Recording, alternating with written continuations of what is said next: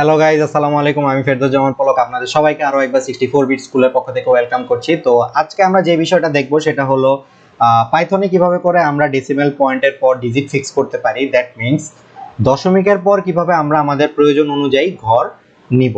তো এই ব্যাপারটা আসলে অনেক কম্পারেটিভ প্রোগ্রামিং এর ক্ষেত্রে হ্যান্ডি একটা সলিউশন বলা যেতে পারে, কারণ অনেক কম্পারেটিভ প্রোগ্রামিং এ আমাদের বলা থাকে যে রেজাল্টটা আসলে তুমি ডেসিমেল পয়েন্ট এরপর 2 ঘর 3 ঘর 4 ঘর এরকম করে ডিজিট দেখাও, পুরোটা দেখিও না। সেক্ষেত্রে আমরা যদি পুরো রেজাল্টটা আউটপুটে দেই তাহলে আমাদের ইরর থ্রো করে।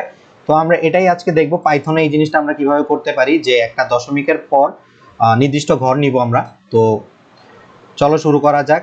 তো আমি এখানে পাইথনে বেসিক যেই শেল আছে 3.8, সেই শেল থেকে একটা ফাইল নিলাম, নিউ ফাইল, এবং এটা সেভ করলাম। তো আমি নাম দিলাম ডিপি, ডেসিমাল পয়েন্ট। আচ্ছা, এখন আমরা এ নামের একটা ভেরিয়েবলের মধ্যে সাপোজ একটা জাস্ট যে কোনো র্যান্ডম একটা ভ্যালু নিলাম দশমিকের পর। তো আমরা যদি এখন এটা একটু প্রিন্ট করে দেখি, আমরা সবাই জানি যে এটার যা ভ্যালু তাই প্রিন্ট করে দেখাবে। তো এই যে এখানে দেখতেই পাচ্ছ তাই প্রিন্ট করছে, বাট আমরা চাচ্ছি যে এখন দশমিকের পর এখানে জাস্ট 1.12, দ্যাট মিনস দশমিকের পর 2 ঘর প্রিন্ট করতে হবে, প্রিন্ট করব। তাহলে কিভাবে করব সেটাই আজকে আমাদের দেখার মূল উদ্দেশ্য। তো সেটার জন্য আমাদের যেটা করতে হবে সেটা হলো ফরম্যাট নামে একটা ফাংশন আছে, সেটা ইউজ করতে হবে। তো আমি দিলাম ডট ফরম্যাট।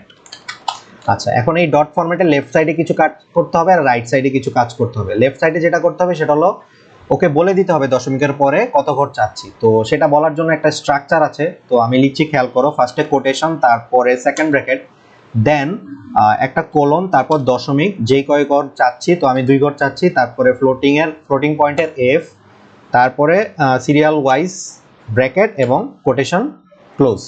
সো এই ছিল ফরম্যাট এর আগের লেফট সাইডের পার্ট। এবং রাইট সাইডে কি লিখবো? রাইট সাইডে লিখবো হলো আমরা যাকে ফরম্যাট করতে চাচ্ছি। দ্যাট মিনস এই ক্ষেত্রে আমরা এ কে ফরম্যাট করতে যাচ্ছি, এর ভিতরে এই ভ্যালুটা আছে। তো আমরা জাস্ট ফার্স্ট ব্র্যাকেটের মধ্যে এ লিখে দিই।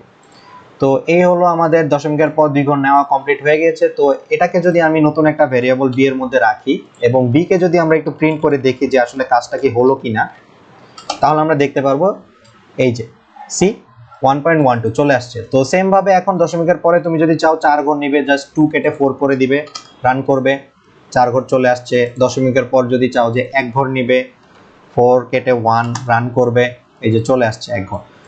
তো সেম জিনিসটা এখানে তুমি আসলে ভেরিয়েবলের মধ্যে না রেখে ডিরেক্ট প্রিন্ট করতে পারতে। তো তার জন্য তোমাকে যেটা করতে হতো, স্ট্রাকচার সেম, জাস্ট এখানে প্রিন্ট লাগিয়ে দিলেই হতো। প্রিন্ট দিয়ে ফার্স্ট ব্র্যাকেটের মধ্যে পুরোটা রেখে দিলে জাস্ট ডিরেক্ট আমার এখন দশমিকের পর 1 ঘর চলে আসবে। এই যে 1.1 চলে আসছে। তো আশা করি তোমাদের সবার একটু হলেও উপকার হবে। আর যেটা বলছিলাম, এটা আসলে কম্পারেটিভ প্রোগ্রামিং এর ক্ষেত্রে খুব বেশি প্রয়োজন হয়।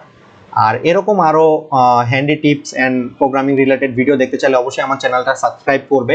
আর আমি চিন্তা করে রেখেছি পাইথন দিয়ে বেসিক কিছু প্রজেক্ট আমার এই চ্যানেলে আপলোড করব। So stay tune and don't forget to subscribe and press the bell icon, and I will see you in the next one. Thank you.